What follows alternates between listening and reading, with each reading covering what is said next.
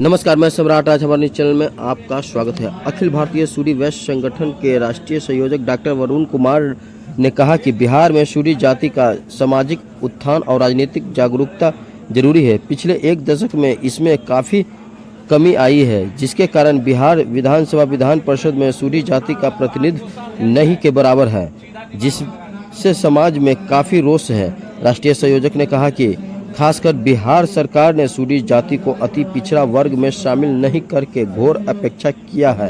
सरकार के खिलाफ समाज में काफ़ी आक्रोश है। इसको लेकर राष्ट्रीय संयोजक ने कहा कि हम इसके खिलाफ हैं और अगर सरकार हमारी बात नहीं मानती है तो हम आने वाले 8 जून को पटना में भारी संख्या में सरकार का विरोध करेंगे और पटना में महासम्मेलन करेंगे। तो आइए जानते हैं इस दौरान क्या कुछ कहना था राष्ट्रीय संयोजक का।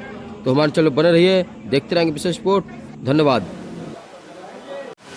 हमने नहीं किया है।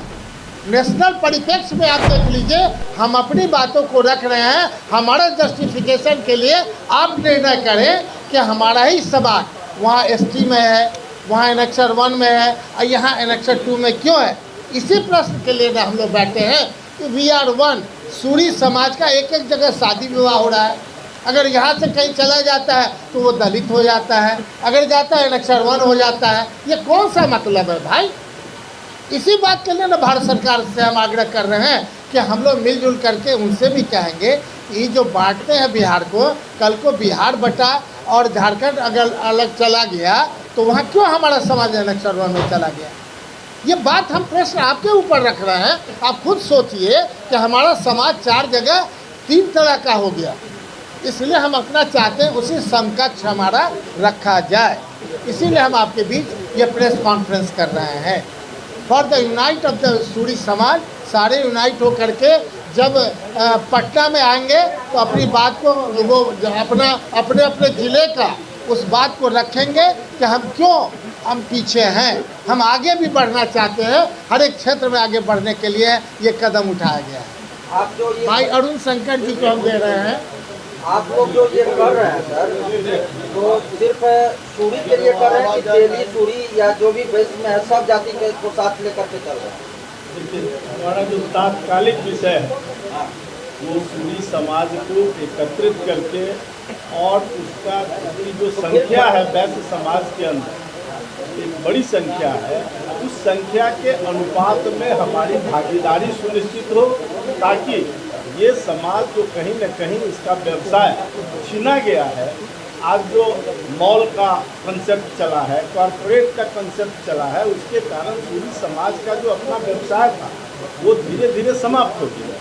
इसलिए अब उसको आवश्यकता है कि उसके लिए वो आर्थिक और सामाजिक रूप से इतना नहीं पिछड़ जाए कि समाज के मुख्य धारा से कटने लगे। इसलिए उसको समाज की मुख्य धारा में रखने के लिए आर्थिक और सामाजिक रूप से जो हमारा पिछड़ापन हो रहा है उसको दूर करने के लिए हमको अति पिछड़ा वर्ग में शामिल करे सरकार और विपक्ष दोनों मिलकर ये करे इस काम को कि सूरी समाज की स्थिति में सुधार हो, हमारा जो संख्या है हमारी उसके हिसाब से हमारा हक मिले। दीर्घकालिक सोच हमारा ये भी है कि वैश्य समाज की भी अपनी भागीदारी मिले और वैश्य समाज की जो आबादी है उस आबादी के अनुपात में उसकी भागीदारी सुनिश्चित हो। इसमें कहीं मतभेद नहीं है कि एक व्यक्ति अपने परिवार के लिए भी काम करता है, वो व्यक्ति का भी विकास स्वयं का करता है, परिवार का करता है, समाज का भी करता है और समाज के साथ साथ वो राष्ट्र का भी विकास करता है, राज्य का भी विकास करता है और वही व्यक्ति अंतर्राष्ट्रीय मानवता की भी बात करता है। तो यह कहीं विरोधाभास नहीं है। हम अभी सूरी समाज के डैश पर बैठे हुए हैं, सूरी जाति के। अभी सूरी जाति का कैसे उत्थान हो, इसका जो नीचे की ओर जा रहा है ये समाज राजनीतिक रूप से, सामाजिक रूप से, आर्थिक रूप से उसको हम कैसे ऊपर ला सकते हैं और जो भी सरकारें हैं या विपक्ष है वो हमारी भागीदारी को समझे और हमारे संख्या बल को समझे। हमसे कम संख्या वाले लोग ज़्यादा लाभान्वित हो रहे हैं राजनीतिक दृष्टि से और हमारी संख्या बल रहते हुए हम लोग पीछे जा रहे हैं। इस कारण से मुख्य रूप से हम लोग बैठे हैं। अभी 2 विषय हम लोगों के सामने महत्वपूर्ण रूप से है।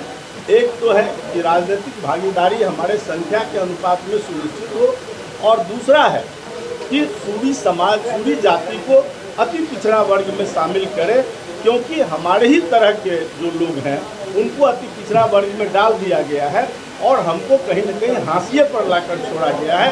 इसलिए हम हाशिए से उतरकर समाज के मुख्य धारा में आना चाहते हैं। सर, एक अंतिम सवाल है सुमन सर से, सर क्या कारण रहा है कि 2015 के बाद 2025 में इस तरह का महासम्मेलन हो रहा है, कहाँ गैप हुआ है? तो ये सम्मेलन 2015 से हम लोग संघर्ष में बढ़ रहे थे। 2020 में हम लोग को सम्मेलन करना था, और 2020 में जब कोरोना जैसी महामारी आई, इसके कारण सभी काम को स्थगित किया गया। उसके बाद फिर स्थानीय चुनाव, मुखिया का चुनाव के कारण सभी कार्यकर्ता, नगर परिषद का चुनाव, उसके बाद सभी नगर निगम के चुनाव के कारण सभी कार्यकर्ता व्यस्त हो गए थे। अब पुनः सब लोग नए ऊर्जा के साथ, नए जोश के साथ 2025 में इस कार्यक्रम को हम लोग करने जाते हैं। कितना सर भीड़ जुटा रहे हैं यहाँ पे बापू सभागार? अभी हम लोग प्रतिनिधि सम्मेलन कर रहे हैं। प्रतिनिधि हम लोग का अनुमान है कि कम से कम 20,000 लोग आएंगे। हाँ, पूरे बिहार कितना से। तारीख को रखे हुए हैं बापू सभागार? अभी 8 जून को होगा बापू सभागार में। लेकिन हमारी तैयारी ये भी है कि 8 जून के बाद अगर सरकार के लोग, हमारे जो सीनियर लोग हैं, मैंने हमारे जो अभी कोर कमेटी के लोग हैं, उनको बुलाकर कोई आश्वासन नहीं देती है अति पिछड़ा वर्ग में शामिल करने के लिए, क्योंकि हम सरकार में, सदन में भी इस बात को रखे थे मजबूती से, और सरकार ने इसको नकारा था। तो अब स्वाभाविक है कि लोकतंत्र में जो काम सरकार नहीं देती है तो संघर्ष के माध्यम से ही प्राप्त जाता है। लोकतंत्र में यही तरीका है। इसलिए हम लोग अभी प्रतिनिधि जो समाज के अग्रिम पंक्ति के लोग हैं उनको जुटाएंगे, और फिर आने वाले समय में हो सकता है इससे भी बड़ा रैली करना पड़े तो हम लोग करेंगे।